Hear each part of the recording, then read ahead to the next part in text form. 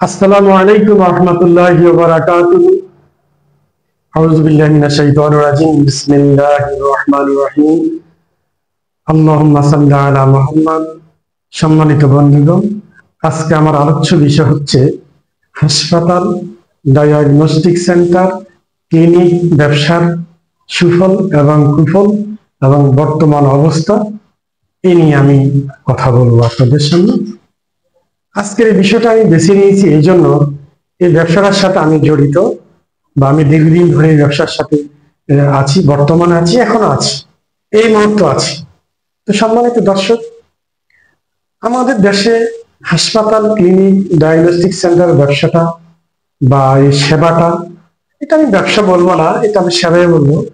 কারণ সারা পৃথিবীতেই, সারা বাংলাদেশই এই ব্যবসাটা মানুষ সেবার উদ্দেশ্যে করে। পরে এটা ভালো অবস্থানে চলে গেলে এটা ব্যবসাতে রূপ নেয়।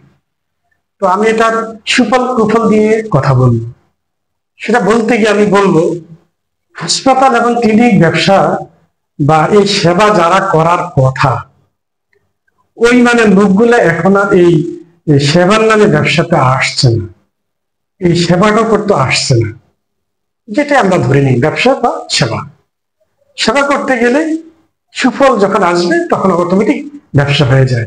ব্যবসা হলে তার ফেলে দেওয়া যায় না, সেটাও আবার উন্নয়নের কাজে লাগিয়ে এটাকে উন্নত করা যায়, সেবার মান বৃদ্ধি করা যায়।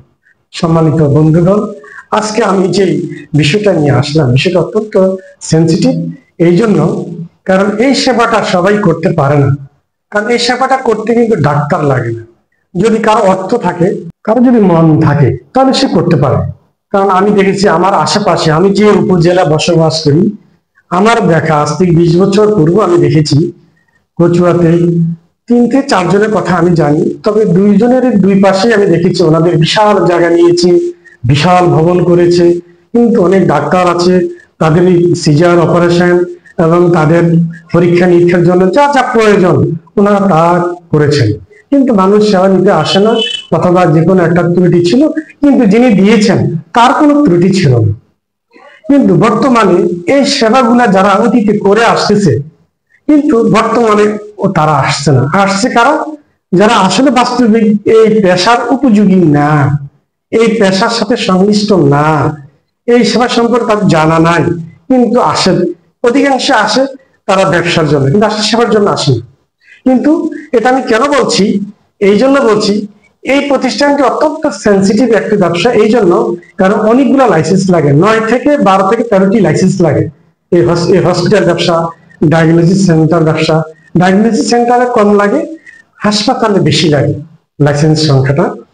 তো আমি এই জন্য বলছি, এই প্রতিষ্ঠানটি চালাতে গেলে কিন্তু 1 নম্বরে ভালো ডাক্তার লাগবে, যে ডাক্তারদের রোগী হয়, এই মানে লোকটা হলে সেটা ডায়াগনস্টিক সেন্টার হোক আর হসপিটাল হোক, ওই প্রতিষ্ঠানটা ভালো করতে পারে না।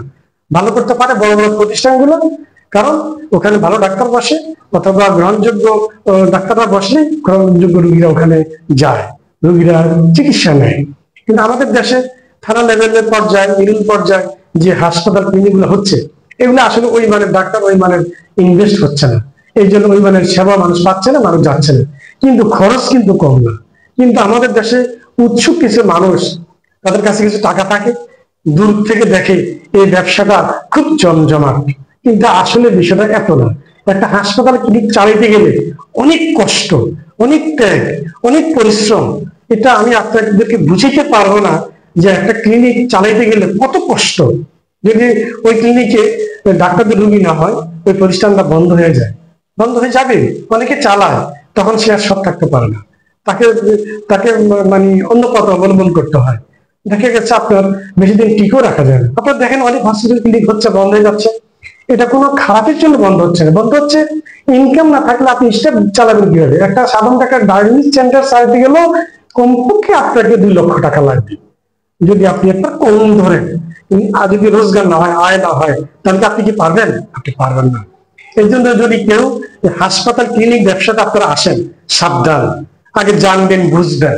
কারণ একটা হলো লাইসেন্সের বিশাল ঝামেলা, পুরো ট্রেড লাইসেন্স লাগবে, তারপর আপনার অথবা পৌরসভা ট্রেড লাইসেন্স লাগবে, ফায়ার সার্ভিসের লাইসেন্স লাগবে, তারপর আপনার পরিবেশন লাগবে, তারপর আপনার ট্যাক্সের লাগবে, তারপর আপনার সিভিল সার্জন থেকে আপনার মানে ডিজি হেলথ লাইসেন্স লাগবে, তারপরে আপনার এখানে আরো কিছু লাইসেন্স আছে।